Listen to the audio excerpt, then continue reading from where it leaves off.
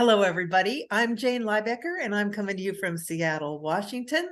And I am a certified coach using the Clifton Strengths Assessment as one of my tools. Hi, and I'm Manetta Fields joining you from Maryland. I too am a certified coach utilizing that wonderful tool, the Gallup Strengths Assessment. Our special guest today is Kim Bachman, and we're going to talk to her about her individualization strength. Kim, where are you coming to us from today? Boston, Maryland. So there's another one of us, another Marylander. Hey, Nice. yay. Okay, I'm outnumbered today. Yes, indeed. So, Kim, can you share your dominant domain with us? Yes, my dominant domain is executing. Awesome. So, how did you learn about strength? Um, I am a doTERRA wellness advocate, and I was introduced to this through them, although I've had many other assessments in the past through my time in corporate America, but I was fascinated with what this was about and how to use it. Awesome. So, after finding that information out, how did it feel? I will tell you that I'm not generally an overly emotional person, but when I read the report, I was fascinated with my top 5 report. Then I paid for the 34. And when I read that report, the way it was written, I sat here and cried. It's like, this is the first time anyone has ever really understood me, Hmm. really understood me. Oh, wow. So that was pretty, it was very powerful to me. Where is individualization in your top 10? Number 2. Number 2. And all right. So, for those who may not know what individualization is, I'm just going to share quickly what Gallup has to say about that. People strong in the individualization theme are intrigued with the unique qualities of each person. They have a gift for figuring out how people who are different can work together productively. Would you say that's true for you? Absolutely. And it kind of goes back to my early days in corporate America.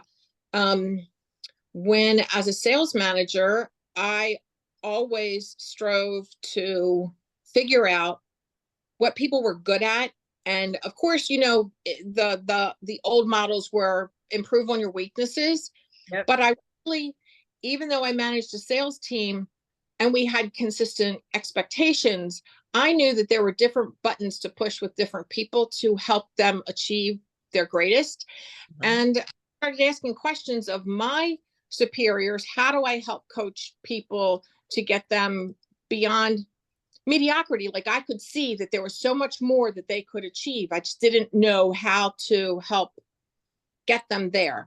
And so no one ever really came back to me with a good answer. But over time, I learned how to understand the person. And from understanding the person, then I could coach to get the kind of results we were looking for. What are your number 1 and your number 5 strengths, Kim? My number 1 is strategic, and number 5 is achiever. Okay.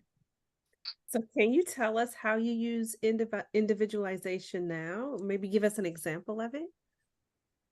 In my an example in my business today is that, I help a lot of people with their health and wellness, and I really try to listen for and probe for more than what's just on the surface, because I found a lot of times there's a lot more, and somehow they're willing to disclose things that they had no intention to disclose, but that really helps me then have recommendations for them, suggested things that they use, and in a way that helps them see that I'm not just trying to sell them a kit.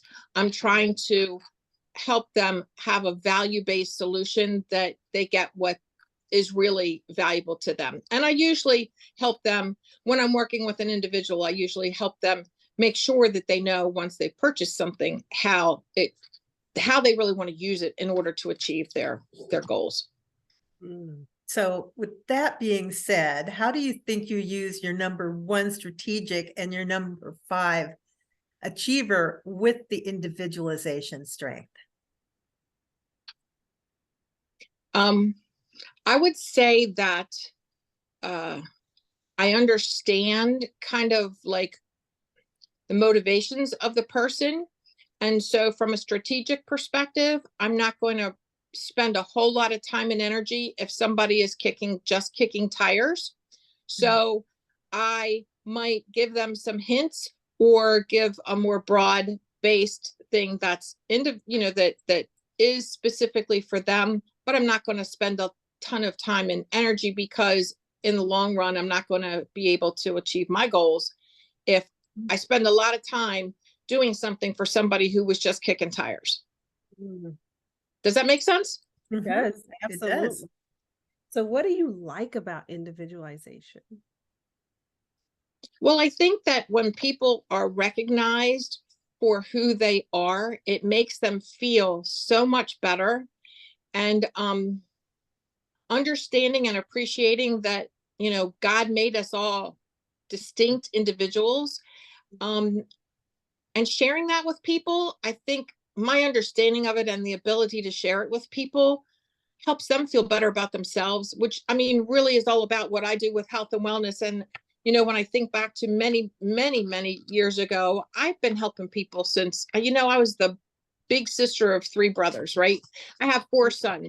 I have a lot of family members, but I've helped people for a long time. And I think that individualization and not just everybody needs to fit in that cookie cutter helps me to be more successful and maybe appreciated, because I see them as individuals that they recognize not everybody does that. Yeah. So, Kim, what would you say to somebody that's been sitting on the fence about taking the Gallup Strengths Assessment? I'd say, and the timing's perfect for this because I'm actually teaching a class to my Polka Dot Powerhouse group next week about this. And what I would say is that you're doing yourself a disservice if you don't do this now, because we spend way too much time in the weeds and beating ourselves up about things that are in the shoulds category, when really we need to get past the bottom stuff. And it's as much, to me, it's as much understanding the bottom things that we need to or that we would benefit by letting go, and recognizing how we can take care of those things using what's most natural. Awesome. That's great. Thank you, Kim. Thank you for joining us today. Yes, we appreciate your time. Yeah, I learn some appreciate things. And I've enjoyed listening to some of the other interviews that you've done, and I've used some of the comments that people have said about what you would recommend, as I shared that with this Polka Dot Powerhouse group, to say, you don't have to do it before the meeting, but if you do, you're going to get so much more out of the meeting. And I can help you if you've got those things. If you haven't done it, then you're just going to hear somebody talk. But I want it to be an interactive conversation. So I appreciate you guys doing this and really helping us to kind of probe more about how we use what we have. That's awesome. Thank you. And And we're having fun doing it. Have a great day. Thanks, Kim. Bye. All right.